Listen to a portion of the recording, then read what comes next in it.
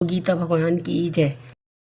कि जब मान्यता के अनुसार जन्मे हुए मृत्यु निश्चित है और मरे हुए का जन्म निश्चित है, इससे भी इस बिना उपायाब वाले विषय में तू भी शोक करने के योग नहीं है। ये कौन कह रहा है? ये अर्जुन से कृष्ण भगवान, श्री कृष्ण भगवान कह रहे हैं। अब अर्जुन से कृष्ण भगवान नहीं कह रहे हैं कि अर्जुन अब कृष्ण भगवान से कह रहे हैं, हे अर्जुन, संपूर्ण प्राणी जन्म से पहले अप्रकट है और मरने के बाद भी अप्रकट है। मतलब ये है कि जो इंसान का जन्म होता है वो पहले ही जन्म हो जाता है और पहले से ही मृत्यु हो जाती है, तो ये कहना है।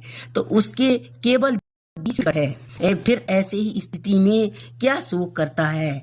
कोई भी एक महापुरुष ही इस आत्मा को आश्चर्य ही की बात देखता है और वैसे ही दूसरा कोई महापुरुष हुई इसके तत्व का आश्चर्य भांति वर्णन करता है तथा दूसरा और कोई अधिकारी पुरुष इसे आश्चर्य की बात सुनता है और न कोई सुनकर भी इसको नहीं जानता। मतलब कोई समझदार ज्ञानी इंसान होता है तो वो समझता है इन चीज़ों को, और जो अज्ञानी होता है वो कोई ध्यान नहीं देता है। गया है कि हे अर्जुन, यह आत्मा सबके शरीर में सदा ही अबद्ध है और इस कारण संपूर्ण प्राणियों के लिए भी तू शोक करने योग्य नहीं है तथा अपने धर्म को देखकर तू भय करने योग्य नहीं है। अर्थात तुझे भय नहीं करना चाहिए, क्योंकि क्षत्रियों के लिए धर्मयुक्त युद्ध से बढ़कर दूसरा कोई कल्याणकारी कर्तव्य नहीं है।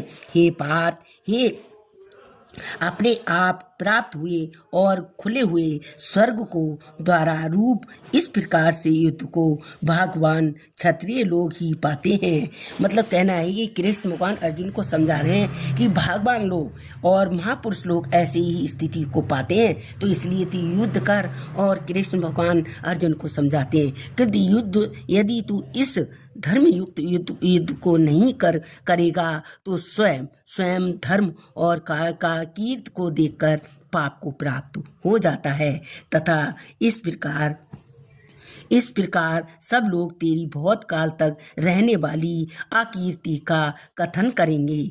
और माननीय पुरुष के लिए अकीर्ति मरण से भी बढ़कर है कि और जिनकी दृष्टि तू पहले बहुत सम्मानित होकर सब लघुता को प्राप्त होता है, वे महामारती लोग तुझे भय के कारण युद्ध से हटा हुआ मानेंगे।